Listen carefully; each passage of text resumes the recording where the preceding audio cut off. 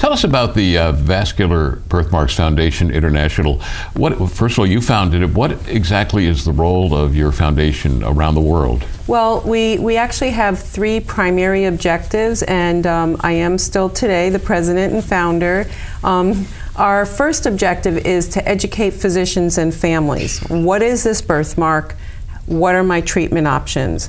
We are working right now with, excitingly, the American Academy of Pediatrics to get new guidelines out to all primary care doctors that these should not be dismissed and that these babies need to be referred to a specialist to have the specialist determine what type of treatment they need, whether it's laser, drug, or surgery. That's our primary objective. Our second objective is our international missions outreach, where I bring a team of medical physicians to a remote country where they do not have knowledge about how to diagnose and treat these lesions. We do a full day of education where we lecture, 8 to 10 physicians and myself, lecture on the various types of birthmarks. Then they operate for 2 full days free. They donate their services, they operate on as many children as they can operate on, and at the same time they're educating and training the doctors in these countries how to remove these.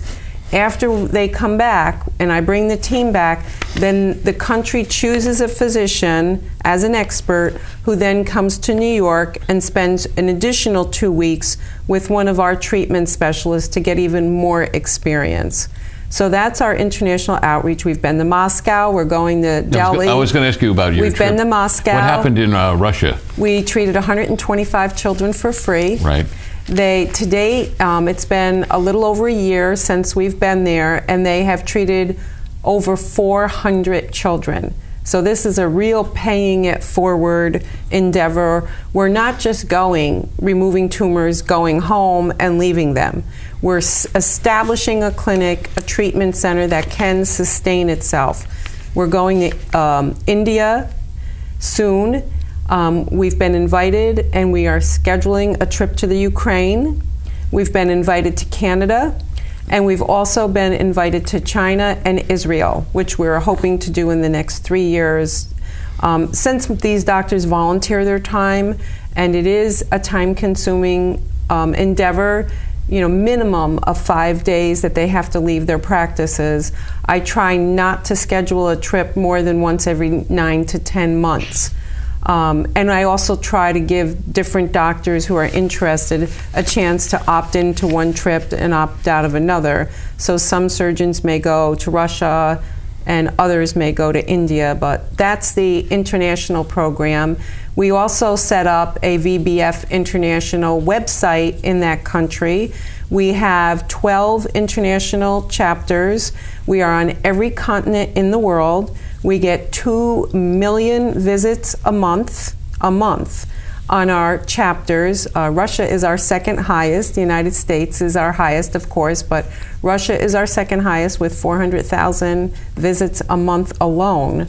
And the third component is our newest campaign, which is our Ask Accept program. It's an anti-bullying campaign. Ask means ask me about my birthmark. Don't judge me, criticize me, or make fun of me. Ask me about it. And then accept me. Accept me. This is a part of me. There are many children and adults who have port wine stains. They're the flat red birthmarks. Right. They've chosen either to not get treatment, or treatment is too costly, or their insurance won't pay for treatment. So the child or the adult is walking around with this birthmark. And they have reported to us for years of the bullying. Young girl in the Capital District told me kids picked on her ruthlessly and pushed her down the stairs because of her birthmark and called her names. We've had people tell me that they were discriminated against from getting a job because of their birthmark. I've had people tell me they wouldn't allow their children to play with a woman's daughter because she had a birthmark. So we feel our Ask Accept anti-bullying campaign is very significant to promote tolerance for anyone who's different, and we're all different. And we're just trying to educate children through campaigns that we're going to be conducting soon through schools, we're actually going to be providing free booklets that children can work through in the elementary and in middle school on what it means to be different and how you treat other people that are different. We're working on a grant right now to print thousands of copies of these booklets so we can give them out for free to any school that would like to do an anti-bullying campaign that focuses on accepting each other for being different. So those are our three primary focuses: education for physicians and families. Obviously, families need to know what treatment they should seek and what this is and what to expect. We do our international outreach, and we do our anti-bullying. As I mentioned to you, this show is airing in Albany, Syracuse, and Buffalo. The schools in Syracuse and Buffalo, if they wanted to get that book or have you folks go out there and talk to them, are you available to do that? Oh, absolutely. We are just getting ready to go to the publisher to get our school booklets printed. We're hoping to have them soon. And as soon as they're available, we'll be putting them on our website and asking the schools to sign up. May of every year is our Vascular Birthmark Awareness Month, and we try to target May as a goal to do this education all over the world. We ask schools, families that have been affected, hospitals, insurance companies, anyone to participate with us to raise awareness about birthmarks, that they're not just little insignificant marks, and to also raise funds to help us keep up our work. You kind of surprised me the other day when you were talking about the bullying, because, you know, as you know, I've been working with you guys for years at your events, and the people there and the kids there are all very positive and supportive of one another. And it's just surprising that kids would bully kids because of a vascular birthmark. I mean, where's it coming from? Well, I just think it's because people are different, and you have to remember, at our events are the people we've helped and the people who love them. But you take all those children and you put them in a school with children who are like, what is that? Mm-hmm. And as a matter of fact, my dissertation topic was to assess the impact of having a child with a facial hemangioma on maternal stress. And the most significant outcome of my dissertation, which I knew it was going to be, was that 85% of the mothers that were surveyed said the most profound thing that happened to them was the negative reaction of people to their child. That was the next thing I was going to ask you. You talked about parents that would not let their children play with someone who has a vascular birthmark. Is that because of fear of something you don't understand, or is there something deeper? It happened to me. It happened to me. I had a woman call me up and say, do not bring your daughter to my daughter's birthday party. I don't want the kids to be frightened by her. She was refused in daycare because they didn't know what it was, and they thought, oh, she's going to bleed to death if something happens to it.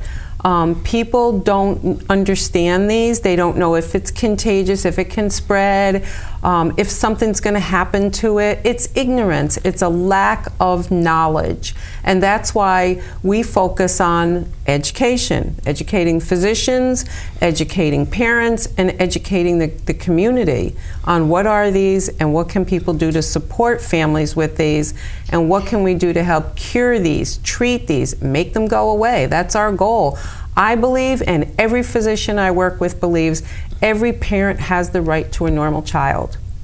And having a child with a facial birth defect or any defect interrupts that bonding time, the most joyous time of your life. You should be celebrating with all your friends the arrival of this precious baby, watching their first tooth, watching them take their first step, the first time they smile. Instead, these parents are medical nomads. They're going from doctor to doctor to doctor. One doctor's saying, I don't know what to do. The next one's saying, don't do anything. And the third one's saying, you need to do treatment. What puzzles me is this is not uncommon, having a vascular birthmark, but at the same time, it seems the medical community, at least in the United States of America, is very uninformed about it. What's with that? It's just a known fact. It is the most common birth defect that is the most misunderstood. The most common birth defect, which is very understood, is heart defects. Okay. And they're being taken care of. There's a lot of programs, a lot of intervention, and a lot of awareness that a heart defect, the March of Dimes says a heart defect is the #1 defect in a newborn. But a vascular birthmark is the most common birthmark, the most common skin disorder in an infant, yet it's misunderstood, and there is no training in medical school. People think, hey, he's a doctor, he knows everything about everything. They don't realize when you go to medical school, you're a generalist. And then you do a residency in an area that you want to be an expert in. Well, it's not until you get into your residency or actually working in a practice that you begin to understand one area of medicine. Maybe you want to be an interventional radiologist, well, that's all you're going to know. I work with plastic surgeons who know nothing about salmon patches and congenital nevuses unless they're removing them. I work with interventional radiologists who know nothing about the gastrointestinal system because that's not an area where they work. I work with dermatologists who know nothing about the nervous system because they work with the skin. So people have an assumption that just because you're a doctor, you know everything about every medical condition, when these birth defects, these rare disorders, which a vascular birthmark is considered a rare tumor, a rare lesion, they think everybody should know it when there are hundreds of rare lesions, rare tumors, and rare disorders that people do not know about, and physicians don't know about them. And it's organizations like the VBF that bring awareness. Just like autism has been around, but the diagnosis for autism has only been around since the 80s, and advocacy groups have really brought this to the front to where now it's a priority with the American Academy of Pediatrics to screen children for autism, and we know the incidents are very high. The same thing with cleft palates. Everyone has seen a child with a cleft palate. Everyone knows about Operation Smile. But it took them decades to get children to get treatment at birth. And right now there are only 17 states that automatically take a child with a cleft palate and start them in a treatment program as soon as they're born. The rest of the states, the parents are still fighting for treatment, which to me is an atrocity, because we all know cleft palates aren't cosmetic. And these parents are still fighting to get surgery covered by the insurance because it's considered cosmetic.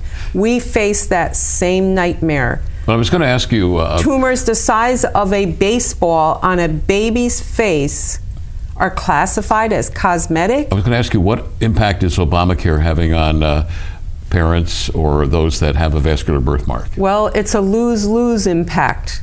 It's negative with the physicians because the physicians are not being reimbursed for the surgeries. The reason being is that under this Health Care Act, insurance companies have been given a empowerment where they can now determine if a procedure is cosmetic, elective, or not a medical necessity. But you've told me that a vascular birthmark is more than cosmetic. It's been defined by the World Health Organization as a rare tumor, but it's a game they play with coding. These CPT codes that are assigned to every procedure, the ICD codes which are assigned to every diagnosis, are the only way a doctor gets paid. When you go to the doctor, you get a code for your disease, and then you get a code for your treatment. That determines what you're going to get reimbursed. Under this new health care plan, the diagnosis code, the treatment code are falling down the tubes to the point where they are not reimbursing these physicians. So many of them are saying to me, I can't do this anymore, Linda. I can't treat these babies. I'm not being paid. They're saying it's cosmetic. They're saying it's elective. They're saying it's not a medical necessity. And then there's a caveat in the bill where I understand their intention. Their intention was people getting cosmetic surgery, in other words, breast enhancements, a nose job, a blepharoplasty to lift their eyelids, should be surcharged.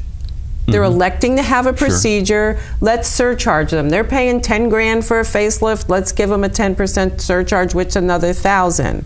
However, by putting that in, the insurance companies are now calling everything cosmetic so that it can get surcharged, and so the families have to pay cash. No longer covered. We spend a great deal of time fighting appeals for families with these insurance companies